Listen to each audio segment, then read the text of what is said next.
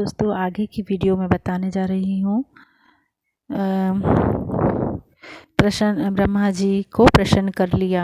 ब्रह्मा जी से उसने वरदान ले लिया कि उसकी मृत्यु न दिन में, न रात में, न घर के भीतर, न बाहर, इस तरह से अभय होकर और तीनों लोकों पर विजय प्राप्त कर के वह शत्रु राज्य करने लगा। उसका छोटा भाई हिरण्याक्ष उसकी आज्ञा का पालन करते हुए शत्रुओं का नाश करने लगा। एक दिन घूमते घूमते वह वरुण की पुरी में जा पहुंचा। पाताल लोक में पहुंचकर हिरण्याक्ष ने वरुण देव से युद्ध की याचना करते हुए कहा, हे वरुण देव, आपने जगत के संपूर्ण दैत्यों तथा दानवों पर विजय प्राप्त की है। मैं आपसे युद्ध की भिक्षा मांगता हूँ। आप मुझसे युद्ध करें, अपने युद्ध कौशल का प्रमाण दें। मुझसे युद्ध करके अपने युद्ध कौशल का प्रमाण दें।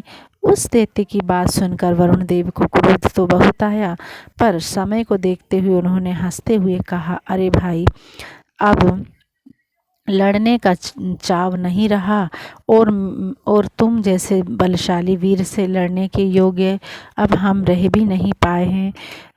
वरुण देव ने उसको टालने की सोचा। तुमको तो यज्ञ पुरुष नारायण के पास जाना चाहिए, वे ही तुमसे लड़ने के योग्य हैं।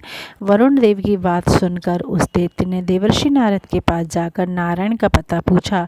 देवर्षि नारद ने उसे बताया कि नारायण इस समय वाराह का रूप धारण कर पृथ्वी को रसातल से निकालने के लिए गए हैं। इस पर हिरण्याक्ष रसातल में पहुंच गया।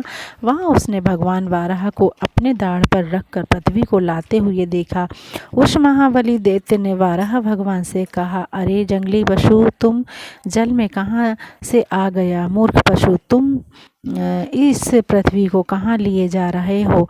इसे तो ब्रह्मा जी ने हमें दे दिया है। हे अधम, तू मेरे रहते इस पृथ्वी को रसातल से नहीं ले जा सकता। तू दैत्य और दानवों का शत्रु है, इसलिए आज मैं तेरा वध कर डालूंगा। हिरण्याक्ष के इन वचनों को सुनकर वाराह भगवान को बहुत क्रोध आया, किंतु पृथ्वी को वहाँ छोड़कर युद्ध करना उन्होंने उचित नहीं समझा और उनके कटु वचनों को सहन करते हुए वे गजराज के समान शीघ्र ही जल के बाहर आ गए। उनका पीछा करते हुए हिरण्याक्ष भी बाहर आया और कहने लगा, हे कायर, तूने भागने में तुझे लज्जा नहीं आती? आकर मुझसे युद्ध कर, पृथ्वी को जल पर उचित स्थान पर रखकर और अपना उचित आधार प्रदान कर भगवान वाराह दैत्य की ओर मुड़े और कहा, अरे ग्राम सिंह कुत्ते, हम तो जंगली पशु हैं और तुम जैसे ग्राम सिंहों को ही ढूंढते रहते हैं। अब तेरी मृत्यु सिर पर नाच रही है। उनके इस व्यंग वचनों को सुनकर हिरण्याक्ष उन पर झपट पड़ा।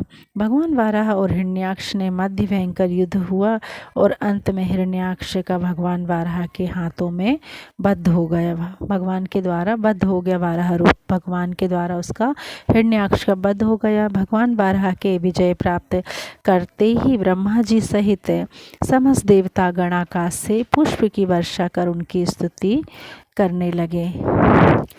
ये था हिरण्याक्ष का वध। सो अगली वीडियो और डालूंगी, सो आप ध्यान से सुनिएगा। धन्यवाद।